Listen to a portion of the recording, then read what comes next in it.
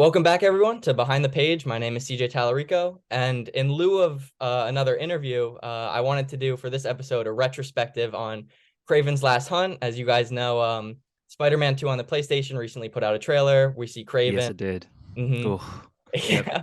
And it's not going to be like a direct adaptation of this story by any means, but I'm sure they're going to draw some elements that just with Across the Spider-Verse coming out too, I thought it'd be cool to do a little hmm episode talking about one of the most iconic Spider-Man stories. And I'm joined by a very special guest today. Would you like to introduce yourself? Sure. Yeah. My name is Tyler. You might follow me on Instagram as Comic Boy. I'm here because I love Spider-Man. I think we all love Spider-Man. I probably talk about him more than the average person does, but yeah, I love Spider-Man. Love talking about Spider-Man. So I'm happy to be here. Awesome. Awesome. Yeah. So I got just a couple notes to give about Kraven's Last Hunt before we get into a more general discussion about it. But yeah, I'll give you the background for those who don't know. Written by J.M. DeMatteis with art by Mike Zeck. It released in 1986. It's a six-issue series. Marvel's official summary of the event is frustrated with his repeated failed attempts against killing Spider-Man. Kraven the Hunter hatches a final plot to best his adversary, shooting and burying him alive. With his enemy out of the way, Kraven dons a Spider-Man costume and patrols the city, intent on proving himself a better hero. The real Spider-Man soon awakes and hunts the Hunter. Is So that that's the synopsis? That's the official Marvel synopsis? that's what they That have seems on like a bit of a Marvel.com. spoiler. That they just Yeah. explained the entire story. Wow. Yeah, I mean, I know it does happen in issue one, Kraven just killing Spider-Man, but I'm surprised Yeah. they just put that there They too. just yeah. It's crazy. Um, But yeah, six-issue event. It's told over Web of Spider-Man 31, Amazing Spider-Man 293, Spectacular Spider-Man 131, Web 32, Amazing 294, and then Spectacular 132. hmm That rather than just tell the story in Spectacular Spider-Man, which DeMatteis was pitched to write a while ago, and he did do a lot more on later, they ended up telling it across all the active titles at the time because if you only have Peter Parker dead in one story, you know he's going to Doesn't come make back. much sense. Yeah. Yeah, definitely. That rather having him dead and spectacular and looking for Doc Ock and Webb. Yeah, I gotta tell you though, reading it digitally with all those issues split up is a fucking hassle. Like It's hard. it's such a hassle. Like I actually have never read it in trade, and I see it all the time, and I'm like I've read it, and one day I'll get the urge to buy it in trade, but Mm. I have to imagine it's so much easier than just having to go like, all right, I read Amazing Spider-Man, now I got to go all the way to Web of Spider-Man, and you know what Yeah, I mean? It's a I'm bit of a sure. hassle. That's how I did it too. Just I had all the different tabs pulled up and stuff. But then Yep. Yeah. I've been turning a couple of my friends onto it, and they do have like a digital version of the trade that I've been sending them, hmm but I don't know if it leaves out whatever. But hmm but but yeah, thanks to the direction they took, the world for a couple months thought Peter Parker was dead. Kraven the Hunter had killed him. And every member of the creative team on this book really pulls their weight with Hell yeah. DeMatteis just Yeah. being DeMatteis. He has this perfect understanding of Peter and the voice of his supporting cast. He turns to Russian literature a lot for Craven's inspiration. Yeah, I noticed that. I remember reading or hearing somewhere that a lot of the reason he picked Craven is just because he was very fascinated by the fact that he was a Russian character. He just Yeah. wanted to kind of write that. He was very intrigued by that. Yeah, on his website, he has it. I think it's called like the story of the hunter, where he gives like a lot of the background of it. Like he said, like hmm in doing research on the Russian soul, he found out it was the universal soul. It's And like, crazy. yeah, Yeah. I think Crime and Punishment was one book he said he pulled from a lot. But Mm. Mike Zeck, the artwork is just amazing. Like Fantastic. Yeah, it's so good. It's the way, like beautiful, it's dark, it's morbid. It's like, a lot of people put a lot on Craven's Last Night. It might be the best Spider-Man story ever, but it's not Mhm. necessarily the tone of a normal Spider-Man story. A lot of that has to do with Mike Zeck's art, but it is masterful. His art is just incredible. Yeah, yeah, Like every time you read it, you find a new favorite panel or something. definitely. I mean, mine's probably stayed the crackoon of him like leaving Mary Jane with the hand Yeah. in his face. Oh no, But yeah, that was actually my favorite. I thought you were gonna say, the iconic image of him bursting out of the oh, that's a good of one the uh, too. of the grave. Yeah, Yeah. I think I agree with you though. I think that's my favorite image as well. hmm I seen like, I mean, I read it digitally, but like I see pictures too sometimes of like the original coloring of it, and like I wish that was a hmm book I could have read when it came out. Like Yeah, man. Just imagine reading it like month to month would have been insane. I know, like it's weird. I wonder what it'd been like if I actually would have thought like because like nowadays when you read a comic book and someone dies, you know they're gonna come back, but like Yeah. resurrection wasn't a huge thing in comics at this point that hmm like it's Especially really in Marvel. yeah. I think only maybe Jean Grey was a big one if she had at that hmm point, but yeah, Bob McLeod on inking and the coloring from Richard Isanova really complement Yeah, that work as the much. colors are fantastic, especially the inks. You know, it's a darker story, so there's a lot of shadow and a lot of stuff Hmm. like that. It looks incredible. Yeah, the symbiote suit just looks great too on both Peter and Hmm. Kraven in this, I feel. But yeah, New York City just looks all grimy and Dingy, gross. The grimy, yeah, thunderstorms are great. disgusting. It's just like regular New York. But yeah. Very accurate. Hmm. Uh, and there's something about DeMatteis stories with he always gets like the best people to letter them, I feel. Like Rick Parker does it, and like the difference between like when Craven and Peter and even like Vermin are thinking is really Yeah, cool. exactly. The thought balloons, especially that is it the opening where Craven is eating all the spiders, right? That's the very Uh beginning. I think the start is like a tiger or something, but then after that he's like Right. bath with all the spiders and stuff. Yeah, Yeah. yeah. The lettering on that where you can it immediately gets across kind of the madness that's in Craven's head. It's so cool. It's Hmm. so great. Yeah. It's so good. I love it. I really like how it is too after like I think it's part three ends with like we see Peter's hand like stick out of the ground a little bit, and then the start of part four is like all in his head and stuff when he's buried, and like the Hmm. lettering just all across the screen. Like then when he Yeah. turns into a spider, it's all crazy. So good. um, but yeah, I mean, it's gone on to be one of the most iconic Spider-Man stories of all time. Like you got the dark tones of it that I mean stuck with audiences. And I think it's real interesting DeMatteis can write like stories like this because you've got him writing like really dark stories like this, and then like JLI, which is known for like its Hmm. comedy. Like Yeah. he's got one of the most Dude, I diverse. love Justice League Unlimited. Yeah. And Yeah. around especially around similar times as well. Like it wasn't like he took years and then wrote one and then wrote the other and his writing changed. It's like I don't know when JLI would have come out, but it would have been around the same time, right? 86, 87. That sounds Um, about right. Yeah. because it would have been Done right for a after while. Crisis. Hmm. Uh, yeah, and just going from like maybe the funniest comic book ever, Justice Yeah. League Unlimited, to like this dark, gritty Spider-Man story where Craven's lapping up spider venom and it's just gross. He's a fantastic writer. He's the most like writeriest writer I've ever seen, where everything is so thought out and meticulous. It's all this prose and it's incredible. I love him. He's so good. Yeah, he's a like anything with him I'll buy. I don't even need to read what it's about. Yeah, he's still writing Spider-Man. He's still writing Kraven. I've heard it's really good. What is it? The Lost Hunt, right? That's coming out these like yeah. I Yeah, haven't read it yet, that's but I think I'll finished. read it when it all comes out, like in trade. Oh, I don't know if the trade's out, but I think it's only like 5 issues. It's all out now. That Hmm. like that was going to be one of the recommendations I talk about later. It's really Yeah. good. No, But yeah, spoilers. yeah. Um, but yeah, all I really have other to say than that on the background is I want to talk about the original pitch of the story for a bit. Hmm. So he stated that like the original pitch wasn't for Spider-Man. It was actually for a Wonder Man story where you have Simon Williams being defeated by his brother, the Grim Grim Reaper. Reaper. That's Yeah, interesting. and then I've heard. Oh, I was gonna say sorry if you had this. Sorry for interrupting, but I heard that I've always heard the story that it was a Batman story mhm. where Joker kills Batman and becomes sane. Yeah, That's what I've always heard about his pitch on this book, and that's why seemingly like this book is so dark. It's more in tone with a Batman story than a Spider-Man story. definitely. Yeah, that I from what I understood, it went from like the Wonder Man pitch, and then he went to DC, and essentially what they said no from what I saw is like they were already writing, they had Alan Moore on to do the Killing Joke, and it kind of like Hmm. intersected with a lot of Oh that. yeah, yeah. I did hear about that. They only wanted like maybe it might have been that he wanted to do a graphic novel Mm. on like this story, Batman and Joker. And they were like, our graphic novel quota is filled for this year because we have Alan Moore and Brian Boland doing the Killing Joke. You know, Mhm. eventually though, he would go on to do that story in Mhm. Legends of the Dark Knight, Going Sane, where Yeah. Joker kills Batman and he becomes sane. It's like that's a weird story.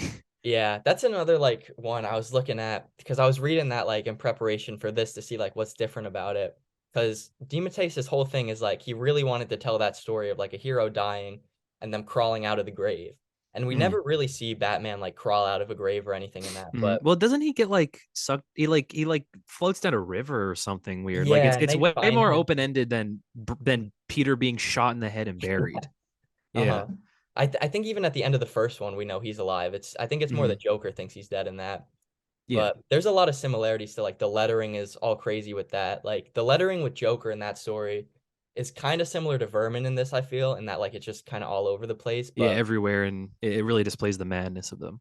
yeah, and then we see like when Joker becomes sane, like the tech it goes from like being like up here and here, like it kind of like levels out and it's just Mellows out. Yeah, yeah. It's good mhm. stuff. Lettering is. unfortunately, lettering is one of those things where when it's done properly, you kind of almost don't even notice it. You know Hmm. what I mean? Like it's supposed to be something that you just your eye, you're not supposed to really notice lettering. You're supposed to read it and you're not supposed to notice when it's bad or when it's good. You're just supposed to realize it. But when it's really outstanding, it does add something to the comic. And it's always something that's underrated, I feel, you know? Definitely. Yeah, like I gotta be thinking about lettering sometimes to like notice it. Hmm. That. Yeah, exactly. Hmm. Because it's just like in our brains, like, okay, this is the speech box, this is the speech box. But when you think about like a human being made a choice on what this looked like, why it looks like this, and where they put it, it's part of the art, you know? Hmm. Definitely. Yeah. Yeah, it's real cool. Yeah, that Batman going sane story, it's a bit like weird, but if you like Kraven's Last Hunt, I think it's worth checking out just to see like the difference Mm-hmm. in the pitches. Um, and I've got this one quote here that I sent you, Tyler, from DeMatteis, Mm-hmm. talking about like coming up with the story in a sense. So this came out right around the time of Peter and MJ's marriage, that Mm-hmm. I've seen. I don't know if it's true, but I think this was like one of the first big things to happen right after the marriage. I think the marriage was what was it, annual Amazing Spider-Man annual 21, right? yeah, yeah. So that would have been I don't know when that would have been. That was probably 86 or so. I Hmm. can look it up, but continue. Sorry. Yeah, that I've heard. I don't know if it's true. I think I heard it might have been Dan Slott say like originally they weren't married in the story and it had to be rewritten in. But this quote kind of contradicts that. Mm. DeMatteis says, 87. Yeah, it was September 19 or June 1987 they were married. "Oh, And okay, so like right yeah. after." Yeah, that's Mm. cool. That like it was the Wonder Man pitch and the Batman pitch, and he really wanted to tell this story about the hero coming back from the grave. And he says, as I worked away on the proposal I discovered that Spider-Man had recently been married to Mary Jane, and that was a far better choice than either Wonder Man or Batman. Peter Parker is perhaps the most emotionally and psychologically authentic protagonist in any superhero universe. Underneath that mask, he's as confused, as flawed, as touchingly human as the people who read and write about him. The quintessential everyman, and that everyman's love for his new wife, for the new life that they were building together, was the emotional fuel that ignited the story. It was Mary Jane's presence, her heart and soul, that reached down into the deeps of Peter's heart and soul, forcing him up out of that coffin, out of the grave, into the light. That, Yeah. I It's good mean, stuff. he really built like the foundations, some of the foundations of like why their marriage is so iconic in this story. Yeah. I looked it up by the way. So the marriage was June 1987 and Craven's Last Hunt was October through November 87. So it was Okay. like 4 months, 5 months after. So it was yeah, like the first major thing to happen in Spider-Man right after the marriage was Peter got murdered and buried for 2 weeks. Yeah. Yeah. That, yeah, I mean, like, there, you've got like some really iconic moments, like we were talking about. I'll put it on the screen of like Peter coming back to her and like you see Hmm. them touching each other before Peter leaves again. Yeah. And There's Peter's just like like, silent and stoic. And yeah, yeah. one thing you see a lot of in these like 80s and 90s Spider-Man stories is like Peter coming home. And if he's like stressed or something, Mary Jane just like takes her clothes off and they just have sex like Yeah. right away. Yeah, That, that happens a lot, especially in the 90s as well. Like when you get to the Todd McFarlane era and then Eric Larson and whatnot, they're drawing the books. It's like that's all Peter and MJ ever yeah, do. They barely talk.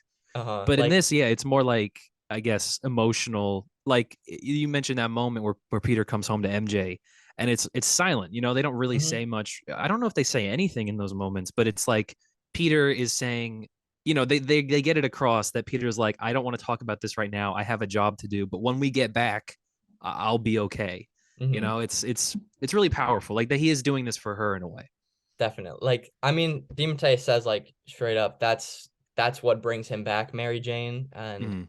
like we see a lot of that. I think it's not the very first time we see the hand come out of the grave, but like when it's a huge thing and we see his body, the text bubble is just like I love you in reference to Mary Jane. Like he's Yep. constantly thinking of like the last words he thinks of before Kraven shoots him is Mary Jane. That Yeah. It's uh good. Like the future they're gonna build. That's what he said, right? Like mhm, the potential future they could have, everything that they've grown together. Peter's been through so much at this point. Like by this point too, by the time of Craven's Last Hunt, which was already 30 years ago, almost 40 years ago at this point. Jesus. Um, Gwen Stacy's dead. Norman Osborn's dead. Uncle Ben's obviously dead. He's been going through a lot a lot of stuff has happened in his life, and so he's finally got like this one major win. He's Hmm. married to Mary Jane, and then Craven's trying to take that from him. He feels, and that's like, yeah, like the emotional fuel, I guess, that runs through Peter in this book is he's finally got a win, a real major win in his life, and he's not going to let that go. I think even when he comes back and he finally sees Craven again, I think that's what he brings up almost right away. Like, you took 2 weeks away from me and my wife, and Mm-hmm. that's where a lot of like the anger toward him stems. Yeah. Hmm. Yeah, it's great. It's again, seeing Peter as like, he's always, Peter Parker as a character, I think, is always down on his luck. He's not always having the best life, but this major win, this thing that is so very important to him, that he's finally kind of there. He's got a wife. He has a potential, like he maybe is thinking about children and a family and all this stuff. He's finally on the verge of this future. It's, this point where he's not going to let anything rip him away from that. Yeah. Hmm. It's yeah, and so it becomes really personal with Kraven. Like Kraven doesn't know this, Kraven's just trying to become the Spider and overcome this thing, Hmm. but in actuality, he's ripping Peter away from his family. It's Yeah. great. The contrast between the two of them and like what they fight for is like Hmm. it's made very clear in this that like Peter's this character driven by compassion and heart. Like at the very start of it, we see him give money to like it's like a mob family who like one of their prominent members passes away, and like he Hmm. even feels bad for these people he's been like fighting for so long, Yeah, to give exactly. back to them versus Craven immediately. Like all he thinks of Spider-Man is that he exists. Well, the spider is that he exists to test him, to taunt him. To be hunted as well. Yeah. Hmm. I always remember that one image. It might be when Craven like first puts on the costume and goes out, and they think it's Spider-Man because it's a guy in the black suit, and then Craven like he goes over, he might like smash a guy's head on a car and then snap one of their necks, Hmm. and I was just like, whoa, like Yeah. holy shit, like Craven is not playing around. He's having fun almost being the hunter because he's finally gotten rid of this one thing that's been irking at him since I don't know when Craven debuted, but it was sometime really early. It might have been like 13 or 14 Amazing Spider-Man, right? Like Yeah. something very early Craven debuted. And he wasn't much of a character. I mean, none of them were really much of characters back when Stan and Yeah. Steve were doing it because they were just, they were fun caricatures. Like Craven, I'm sure if you go back and read that original issue where he debuts, is just terrible. Yeah. He's just a guy in a lion, a weird lion vest who's saying like weird Russian things. But he evolves as a character so well. I love it. I love seeing Craven in this position because he's almost like the protagonist of this story. Hmm. Maybe even more so than Peter. The story is kind of about him, and kind of going through his emotions and fixing this weird issue that he has. Yeah, he's really the only one whose arc really concludes in this story. Like he's Yeah. definitely the main Boy, character. does it. Oh yeah, that we could talk about Yeah. that a bit. I mean, like it ends after everything, Craven ends up, taking his own life with Hmm. the same I assume it's the same shotgun that he killed Spider-Man with in the first place, and we see. Yeah, I would assume so. Yeah. Hmm. I think that I must imagine that again, reading that back in the day, flipping that page and seeing that, I would have been just so confused. I would have been like, Yeah. wait, what? Like, especially because dead meant dead at the time. Like, Hmm. wow, we didn't, we killed Yeah. Craven the Hunter. Craven killed himself. And it was almost like a moment of peace for him. Like it wasn't like he was obviously to do something like that, you're not exactly happy with your life or you're not fulfilled in a way. But he felt that he was at peace and he was okay with ending it there. And it's such a weird thing to kind of wrap your head around, this character who, like I said, when he was invented was like kind of nothing, Hmm. um doing this, and we see it. And I don't know about you, but when I read that, I almost like feel bad for him. I'm like he's almost Craven's almost on the verge of kind of maybe he could be a good guy. Like he just needed a push in some direction. And seeing that he was at peace like that, it's just so odd. Hmm. It's so odd. Yeah, I mean that's a like he very well could be a good guy if he has like the means to it. Like I mean he takes up and he is Spider-Man. Like he's going against Yeah. Vermin like a villain. It's not like That's he's exactly it. Yeah, robbing he's banks and not. stuff. He wants to become Spider-Man, and he's doing it in a really brutal way. He's not doing it the way Peter would do it. He's killing people. He's hurting people very badly. But like, he he's still doing it with like altruistic intent, I suppose. He's going Hmm. out there to be a hero, and the fact that he finds peace in that, he finds solace after that, is really interesting for that character. It is, yeah. Like we really see him at the start of this. Like he tells us what he wants. It's to become Hmm. Spider-Man. He becomes Spider-Man. Even in the Yeah. beginning, like I think the first part, he says like, "I'm going to die soon, but I have to do Hmm. this first." Yeah. That I don't know, and I'm sure, like you said, it's not like this was all planned since his debut in Amazing Yeah. Spider-Man. But like, I mean, he set out what I mean. He hunted and he won the hunt. Hmm. And then I think Vermin's role in it's really cool too, because Vermin. Yeah, I love Vermin. yeah, Vermin's like another character made by DeMatteis and I think Zek in Captain America that we Hmm. see Captain America and Spider-Man work together to beat him.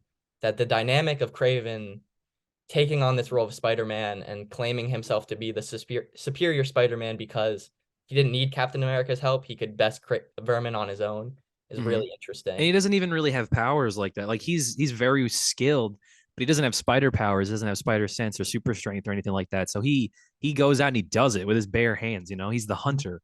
And yeah, Vermin is one of those characters that is just so disgusting. You Yeah. know, it's like they created a perfect villain where I wanted to see that thing exterminated. You know, it's like, Yeah. especially like living in New York, if that thing existed, if Vermin existed, I would be like, yeah, get Kraven the Hunter on the phone because I Uh, don't want him anywhere near me. I mean, that's what he And is. He's so Vermin. He's just Vermin. exactly. It's yeah, exactly. And it's so his I think about the lettering and stuff with Vermin a lot because it's just so nasty. You know, Hmm. it's this perfect kind of grim and dark, very morbid almost uh this character and he's just so gross. It's a character I have like no um I have no empathy for. I have no kind of anything for that character except like disgust. You know, Hmm. I just think he's gross. He is, yeah. And like I just fit in with this story. It really, I mean, him, Craven as Spider-Man and Vermin have this like huge fight in the sewer that like Mhm. just really adds to that whole like grimy feel of this era of Spider-Man comics that we're in. Yep, my Hmm. favorite, my favorite era of Spider-Man as well. It's Hmm. the cloth black suit time, so he's not wearing the Hmm. symbiote, but the cloth black suit era is just. I mean, I think they never got better than that. Hmm. I really don't. Like they get out of it, like especially we're talking about '87 here. Within 2 years, we're getting Venom and stuff like that. Yeah, So it's not like Spider-Man comics immediately went downhill, but that era is I think really something special. I think it's so good. You know, definitely. Yeah. what issues of Amazing Spider-Man were these again? Did you have? 293 and 4. 293 and 4. Yeah, so like we're like 6 or 7 It's issues right away from before him. Venom. Yeah, Yeah. exactly. We're that close to getting Venom again. So yeah, reading Spider-Man at this point was like it was banger after banger. It was all Mhm. so good, you know? I mean, He I gets think the it's red only suit yeah, it's immediately. only 3 issues before McFarlane takes it, I think. Yeah, that's crazy too. Yeah. That must have And been then a crazy time McFarlane, to be a have reader. you've read Torment? Have you read Torment? That's the start of the this adjectiveless Spider-Man, Spider-Man, right? yeah. Yeah. Hmm. Yeah, and they bring up Craven's, death in that. Hmm. McFarlane draws him, and Craven he sees Craven's spirit, and Craven's got a big hole in his head from where he shot Yeah. himself, and it's such a striking image. You Hmm. know, it's one of those things that has affected Spider-Man comics from the point when Craven died to when he got brought back to life. It affected the mythos so heavily. Hmm. Everyone was bringing up Craven. Like, there's a story called The Return of the Sinister Six. It's David Michelinie and Eric Larson. And obviously, Craven was part of the original Sinister Six. But then Doc Ock is like, we're rebuilding the Sinister Six, and Craven's dead. We got to find a replacement for him. It impacts like even little things like that, which I really appreciate, Hmm. which Yeah. I I think is mean, really cool. it's just so lasting both on like just like the way Spider-Man comics were received as well as just in the Mm-hmm. mythos. I want to talk about Soul of the Hunter a little bit too in this that Mm-hmm. uh Great book. yeah, it's really good. One of the major criticisms DeMatteis actually got on The Last Hunt is that a lot of people felt that Craven's suicide like glorified suicide, Glorified it. Yeah, I heard about that. which I think is pretty interesting. That's definitely not how I took it. Like I felt like you Yeah. really saw Craven was a flawed figure and that Mm-hmm. like you Yeah, feel I bad I for him feel like you were like saying. I guess I understand it from a sense that it's like a very, especially at the time, would have been a very heavy thing to show in a superhero comic book, especially Spider-Man. Hmm. The flagship book that they have at Marvel. But I feel like it'd be weird to read that book and see Craven as the hero, Yeah. and him be the character you identify with. I Hmm. think that's I'm not. I don't think that's on DeMatteis. You I know. don't think so either. I mean, there's a lot of people that look at media that way. Like I feel like that's the people who associate themselves with like Patrick Bateman in American Psycho. Yeah, they Go just away. the media literacy is like in the toilet, you know? Yeah. Yeah. But yeah, so he made Soul the Hunter in response to that. It's this story we really see Peter Parker going through and suffering from a lot of trauma as a result of it. Hmm. He's at a funeral and like he just sees the image of him in the grave and like He sees Uncle Ben as well. Like it's him having to face, Peter's always been this character who's been defined by death in many ways. Like obviously the main pain he ever felt that made him become Spider-Man was the death of Uncle Ben. It's him having to face that, face death and maybe face that he's potentially himself got a death wish, mhm, and choosing life. Like Spider-Man was a choice he made because of death. He now has to move forward and has to be a choice he makes because he wants to live. I mhm, think it's very similar to the decision he makes when he comes out of the grave at the in Kraven's last hunt. He's choosing life. He's choosing that life with MJ. He's not letting himself die, which I think is very cool. You don't often think of Peter as someone with a death wish, but when you sit down and think about it, it kind of makes sense. He's such a Mary Jane says this in Soul of the Hunter. He's the most guilty person to ever exist. And he feels bad because he couldn't save Kraven, but he feels bad because he couldn't save everyone. He couldn't save Gwen. He couldn't save her dad. He couldn't save Uncle Ben. He couldn't save Norman. He couldn't save any of these people. He's always going to feel bad about that. But that pain is what makes him a hero. You mhm. know? Yeah, that like Yeah. I think the closest we really ever see, at least that I've seen and what I've read. I know you've read a lot more Spider-Man than me, but the closest we've really Maybe. seen Peter at that point of like wanting to end his life. I've been reading because I saw Tyler recommend it before, Paul Jenkins' run on Peter Parker Mm, Spider-Man, and there's one moment when a criminal has like a gun pointed at him and yeah. kind of waits there. That's Peter Parker Spider-Man issue 20, I think. Hmm. Yeah. And yeah, oh yeah, because that's right when he's talking to like the grave of To Uncle. Uncle Ben's grave. Yeah, yeah. Yeah, great Yeah, and yeah, issue. Peter just kind of waits there while the guy has a gun to him, and he's like thinking like shoot me. Like he's thinking, he doesn't not saying it, but he's almost daring him to shoot him, like put me out of my misery, do it.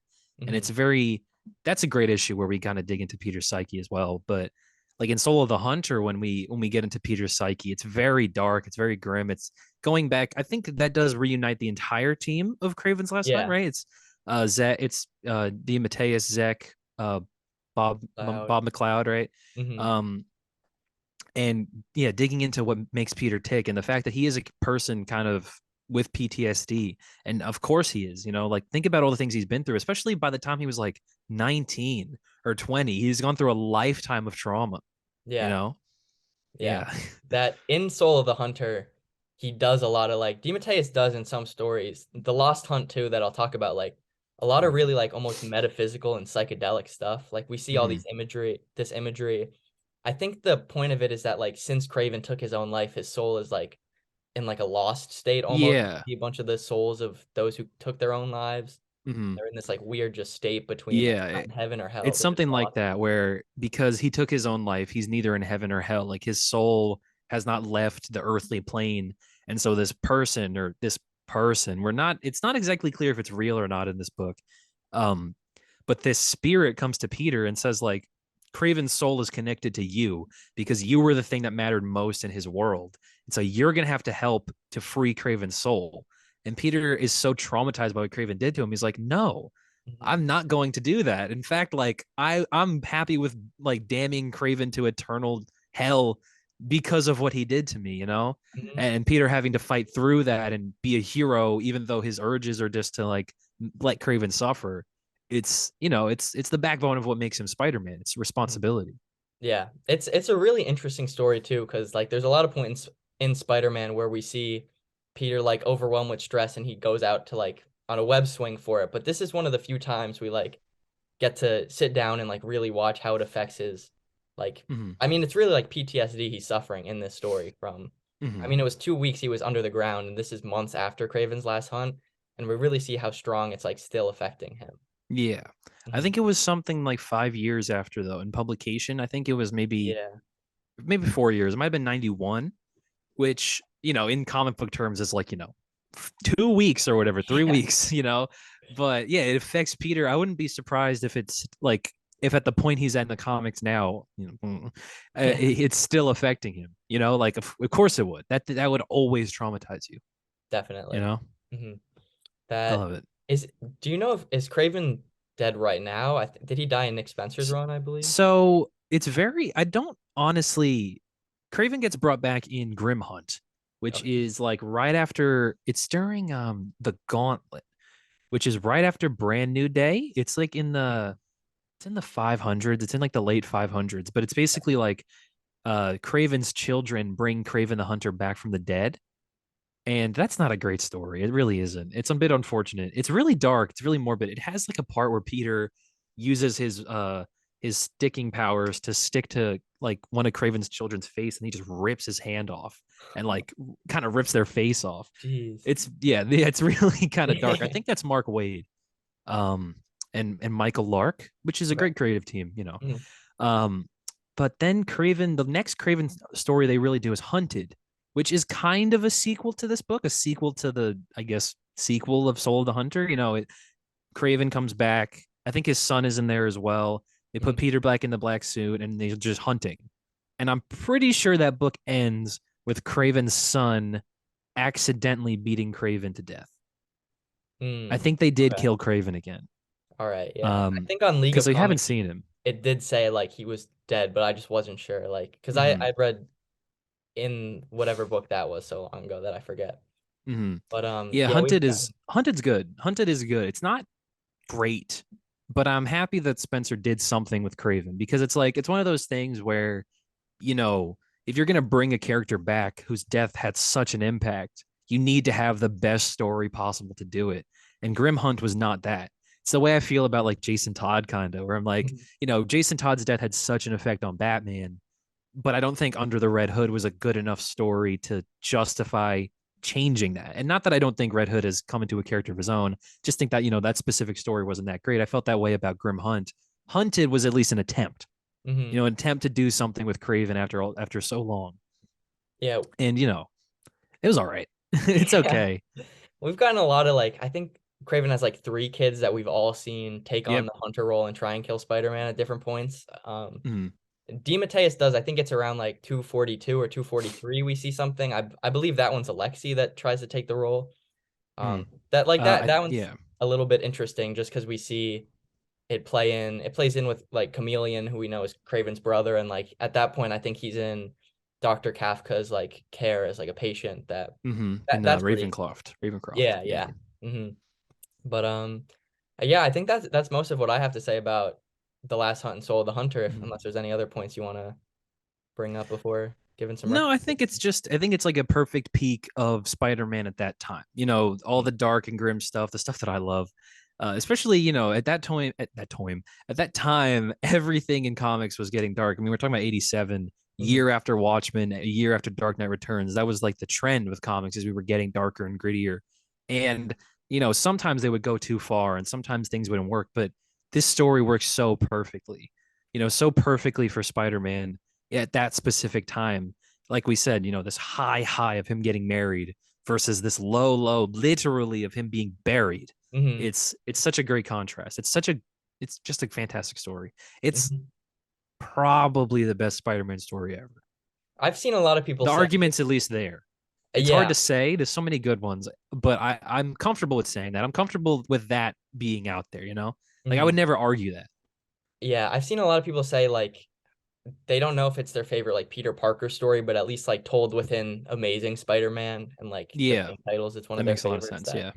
Yeah. hmm but yeah, do you have any recommendations you want to throw out first? I've got a couple, but I Hmm. imagine a lot of them I think Uh are coming from you that they might overlap. well, tonally, so you know, if we're doing recommendations, Craven obviously ends here. There's not a lot of Craven Mhm. stories after this, or even really before this. But tonally, at that point, a lot of the Spider-Man comics are kind of hitting this similar stride. One book I would definitely recommend at this point in Spider-Man, I don't know when it came out, definitely the 80s. Spider-Man versus Wolverine is Mhm. another dark, really grim, really morbid, like noir kind of Spider-Man book. I'm gonna look up when this came out, but that might be my favorite Spider-Man story. Same year, dude, 1987. My God, Wow. What a yeah, year for Spider-Man. yeah. I would totally recommend that book. That book is awesome. hmm It's it's another one of those books where like That one's the left inner an impact monologue, on Spider-Man. yeah, exactly, a huge impact on Spider-Man. I'm not going to spoil why, but at the, you know, read that book and then Yeah. by the ending you'll see why. But the inner monologue for Peter is just so well written. It's so sharp. It's so kind of, it's dissecting him in so many good ways. It's really cool. There's Hmm. one part that always sticks in my head where like Pete, there's this bodega that he usually goes to, and he shows up one day, and the people who own it, who he's known forever, have been murdered. And he's a photographer, and so he's like, I should take pictures, but it's really disgusting to take pictures. And the inner monologue says something like, I tell myself I'm doing the right thing, I reach for the camera. And it's just like noir stuff like that. That is my favorite stuff, Yeah, stuff like that is so cool. I love it. that that's real cool. I mean, like that, like they still even not just in terms of like lasting impacts, like in like Daredevil books of today, they mention Spider-Man Mention versus Spider-Man Wolverine. versus Wolverine. Yeah, absolutely. There's huge impact on Peter's character. It's so good. And Yeah. it's just this random one-off book. It's not even really about Wolverine. Like Wolverine's in it, obviously, Yeah. but it's really a really good Spider-Man story. Hmm. Yeah. Yeah. I want to throw out there too.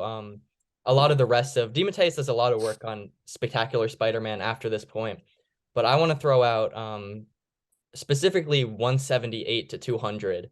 That starts with like the Child Within arc, and we see a lot of like Harry Osborn stuff. Oh, yeah, a lot of working on yeah. like the interpersonal relationship I between own that Peter and issue. Harry. Spectacular Spider-Man 200. I own that issue. Oh, that's real cool. Yeah. Yeah, it's I that's look for that's one of like my favorites. I look for all that stuff whenever I can. I have a lot of like the vulture themed ones in that I think Hmm. are really cool. I But think my dad owned it. Like I just found it one day, like in his like box or something. I was like, holy shit, this fantastic issue. Um, yeah, I love it. That book especially if you're gonna read one issue, Spectacular Spider-Man 200. I like to think of that as like the ending point for like that chapter in Peter's life. hmm. I guess spoiler alert, but that's an issue where Harry Osborn is the Green Goblin. Harry dies at the end, and I like from that point in Spider-Man, and we've been moving on so much. He's evolved. He's married. All of this stuff. Harry's got a kid, and Peter's his godfather. I think that is like a perfect ending, like moving into this next chapter of adult Peter. We're saying goodbye to Harry. We're saying goodbye to that chapter. I think that book is so good. Yeah, that it really is putting a close on a lot because like during that Mm-hmm. whole arc there, I mean we get a lot of Vermin content too in like that span of Mm-hmm. time that like if you liked Vermin in this you'll enjoy. But I mean Sal Buscema's art in that is just really incredible too. I Yeah, love it's the way so he good. draws the red and blue suit. Mm-hmm. But we see a lot of talk about like the old days when it was Peter, Harry, MJ, and Gwen, and it really Mm-hmm. is like you said, like putting kind of like a final close on that, Yeah, like exactly. just Like Peter and MJ. Like, from 121 where Gwen died to Spectacular 200, I would say that's like one chapter in Peter's life that we can kind of close the book on, mhm. especially because Harry brings MJ in that issue to the Brooklyn Bridge where Gwen died. It's like kind of starting and ending point. I think that is so cool. I love Yeah. when they do that in comics. Hmm. Yeah, it's real cool. We see a lot too of like the impact like trauma-wise Norman left on Harry and that kind of passing over Mm-hmm. to Normie and it's all really cool. Yeah, I love Harry as the Green Goblin. I wish, like, I'm happy Harry died. I think it Mhm. was a really good story for Harry to end kind of there. But Harry is the Green Goblin. I think that could have gone on for even longer. I think that was like, I think if you were gonna write Spider-Man like with a set beginning and end, I think Harry becoming the Green Goblin, I think that's like that could be Peter's ultimate nemesis. I You definitely know? think so too. I feel like I mean just having Harry like their dynamic like the evolution of it over time is Mm-hmm. that is a really good like Yeah, final. like even oh man, the Raimi movies. Hate to bring them Hmm. up now. Spider-Man 3. But Yeah, if that movie didn't have Sandman or Venom or anything, even just having the black suit, but like imagine that trilogy builds up and then the third movie is Black Suit Peter versus Green Goblin Harry. That could have been the movie all in itself. it That could could have have been been. Yeah. so good. Yeah. Oh That man. their relationship in that is even good. And like, I mean, Harry gets like a really good conclusion to like his arc in that story. Like, I feel like Hmm.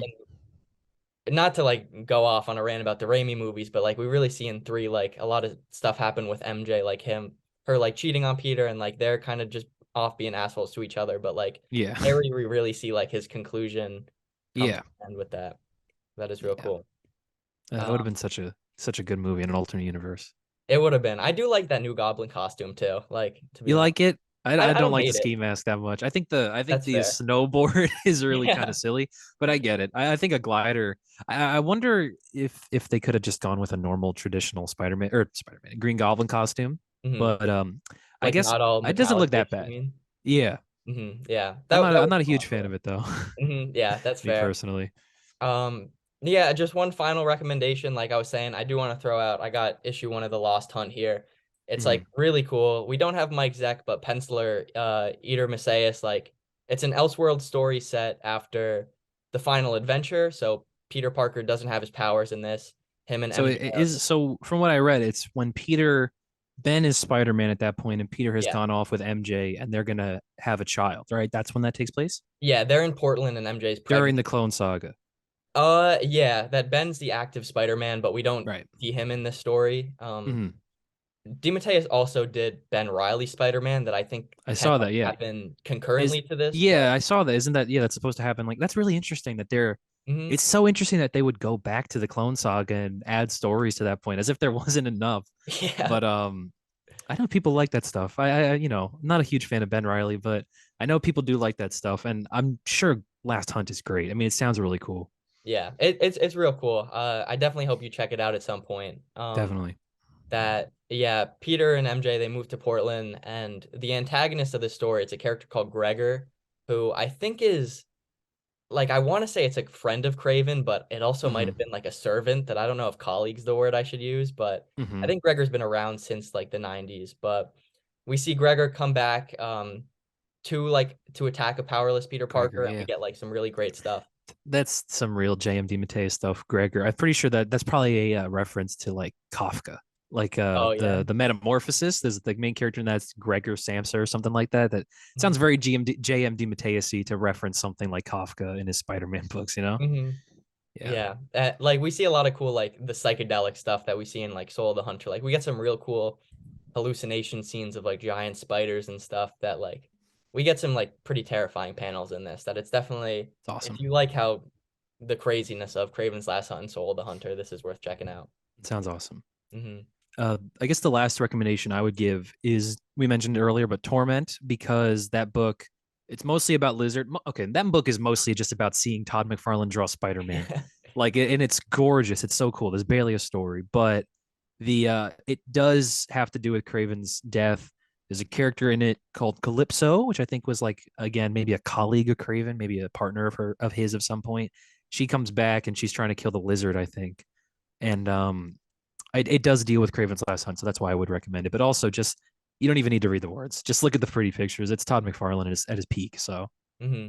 yeah. Awesome. Yeah, that's all I have then, unless you have any other notes you want to end on. But thank you for coming on. Really appreciate it. Mr. No, of Spider-Man course. had on to talk about Craven's Last Hunt. Really cool. Love Spider-Man. I mean, I could talk about Spider-Man for a year and never get bored. Yeah, so Yeah. for everyone, make sure you check out Tyler on Comic Boy on Instagram. You could check him out A Hero Story on YouTube, his podcast, and he also has on Spotify I Recommend, where he gives out like a bunch of really cool comic recommendations based on a lot of cool characters and stuff like that. So definitely check him out on all those three things. Thank you. Yeah, thank you for It coming was on. fun. Yeah, it was Thank fun. you. All right. Talk to you soon. Peace out. See you.